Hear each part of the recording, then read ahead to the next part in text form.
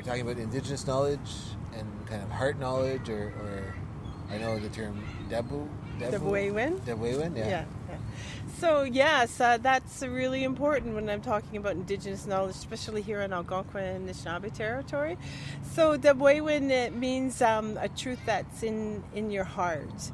So the Anishinaabe people value that knowledge doesn't begin in our consciousness. It actually begins the other way around, through our feet and our body and in our heart. And we move into a conscious understanding of it later as we grow up, once the knowledge is already there.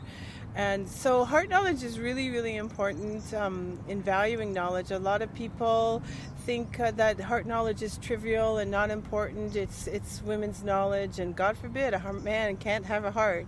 So I think what I want to say about heart knowledge is that it is really a valid and sophisticated repository of knowledge, contrary to what is commonly thought, that the mind is stronger or better. The heart is really quite phenomenal in the way it holds knowledge, in that it can collapse knowledge in a minute. Time doesn't mean anything, and intergenerationally past time even can be collapsed in a second.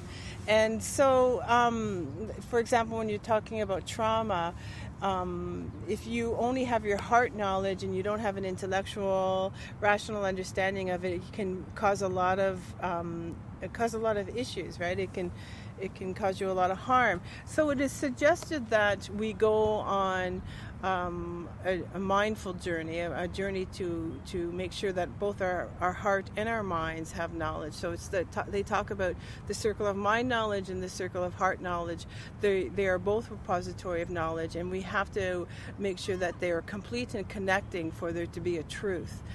And I think what's a really good example of understanding heart knowledge is this idea that a lot of intellectuals will say that they know racism, they understand racism, they know all the race theorists and all the race constructs, and they've read all the books. But really, I've heard some people tell me, some white people, settler people, say they didn't really understand racism until they felt it, until they were in a room full of Indigenous people or a room full of black people, and that's when they felt racism, that they really understood racism. So some people will go as far as to say that if you don't have the heart knowledge element of your knowledge, you don't have a truth. And they will also say is that you're potentially producing dangerous knowledge if you don't have a heartfelt connection to what you're doing and what you're producing. And again, in terms of trauma, if all you have is your heart knowledge and not the intellectual knowledge, then you don't have a truth. Half of your knowledge is missing. So heart knowledge is really important. And again, I'm going to say that what's really interesting about heart knowledge is that although Canada criminalized our knowledge system, we began to criminalize it in 1880, which included song and dance and rituals, for example. Canada, at the same time, is manipulating and manufacturing a Canadian mindset through the song of O Canada. And people have become very emotionally attached to O Canada, so much so that they will defend Canada before they defend their rights for clean land, air, and water. And imagine if we were all learning the water song in public school. We would be very passionate about clean water, and we wouldn't let Canada pollute it the way that Canada does. And so I think we really need to think, well, first of all, decolonize our hearts as well as our minds, not just our minds.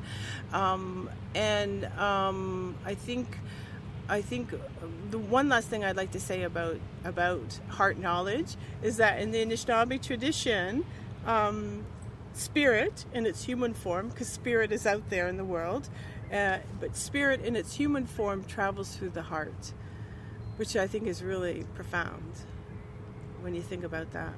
So, Western knowledge trivializes it, calls it women's knowledge, and through that trivialization, we're all being manipulated at the same time through the heart. We really need to think more concretely and more deeply and more seriously about how our hearts are being monopolized and manipulated and colonized.